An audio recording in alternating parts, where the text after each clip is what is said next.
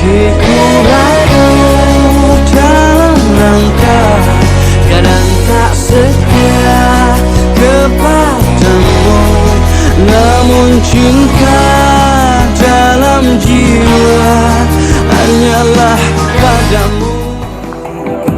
Orang soleh itulah yang keempat. Dari kawasan Sudirman 12 Padang. Terima kasih Ustadz. Pendengar, demikian pengantar dari narasumber kita, Ustadz Haji Firdaus ANMHI. Kita akan terima pendengar di telepon, Ustadz. Assalamualaikum. Waalaikumsalam Mbak Rita. Iya, selamat pagi Pak Arbet. Silakan Pak. Assalamualaikum ya. Waalaikumsalam warahmatullahi wabarakatuh. Saya termasuk juga yang suka membaca riwayat tokoh-tokoh Sumatera Barat ya. Ya, alhamdulillah. Yang saya catat, baik itu Inyak Jambe, Inyak Jauh, Ya. di samping ilmu agamanya yang piawai, dia juga semacam ilmu silatnya bagus. Oh ya. Ilmu kebatinannya tinggi. Apakah memang reward daripada puncak kita belajar agama dapat itu, atau itu memang dituntut beda ya? Itu aja ya. Assalamualaikum warahmatullahi wabarakatuh. Waalaikumsalam warahmatullahi wabarakatuh. Silakan Ustaz. Ya. Ulama dahulu di samping penguasaan ilmunya luar biasa, juga diajarkan adat sopan santun, pepatah petitih yang mengandung makna filosofi yang dalam. Misalnya nan kuriak kundi, nan merah sago, nan bayak budi, nan indah bahaso. Nah, itu ditanamkan benar, sehingga kader-kader dari ranah Minang kalau bicara itu banyak memukau tuh, cerdas. Nah, tentu ya dengan segala niat yang dipelihara. Sudah itu namanya merantau dibekali dengan ilmu bela diri.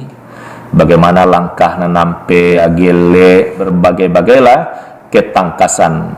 Pada mulanya silat itu kan bagaimana silaturahim, persahabatan. Lebih dari itu memang untuk menjaga diri. Dengan kebatinan juga disertai ilmu kebatinan.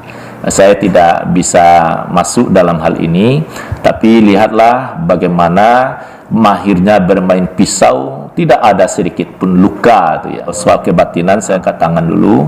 Memang begitulah di surau belajarnya. Jadi tidak hanya tangkas berbicara, tapi juga tangkas dalam olahraga, olah badan diri itu ya. Cara bicara, lalu dalam melangkah, kalaupun dia tergelincir, jatuhnya itu enak sekali karena dia pendekar. Tapi pendekarnya itu tidak digunakan sembarangan saja tuh. Memang lebih kepada seni bela diri. Iya.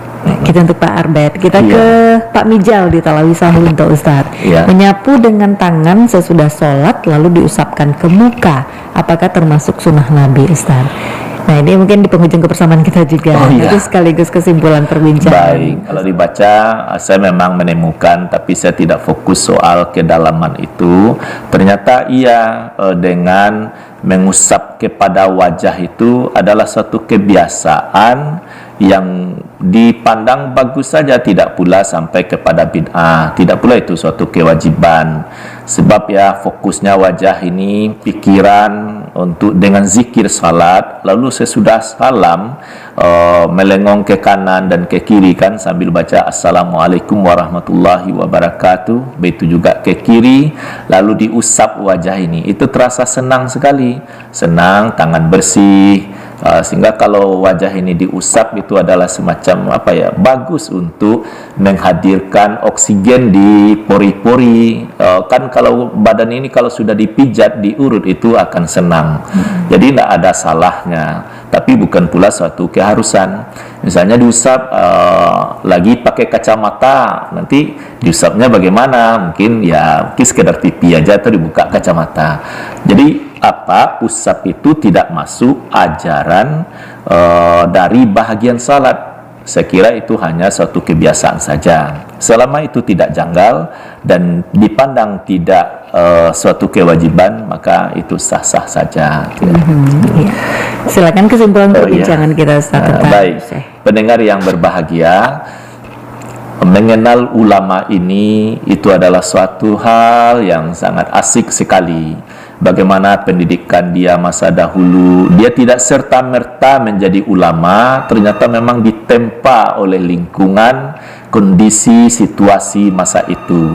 Inilah yang membuat mereka terpacu untuk mempelajari ilmu yang lebih dalam. Setelah saya ikuti beberapa, tidak ada yang misalnya mulus dari awal sampai akhir. Dia penuh liku-liku, tantangan, tapi makin ada tantangan, makin memacu mereka. Inilah yang harus kita ambil.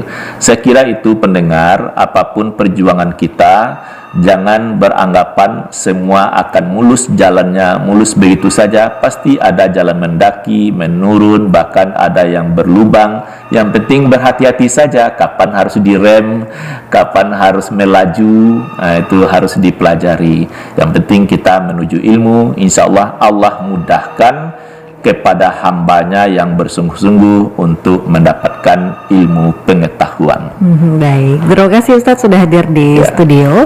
Dan pendengar, demikian perbincangan kita dengan Ustadz Haji Firdaus ANMHI tadi tentang mengenal ulama Syekh Muhammad Jamil Jambe. Terima kasih sudah bergabung tadi lewat telepon ataupun WA Pro 1 RRI Padang. Mudah-mudahan bermanfaat dan kita akan segera jelang tepat pukul 6 waktu Indonesia Barat. Saatnya saya menyampaikan warta berita daerah. Assalamualaikum warahmatullahi wabarakatuh.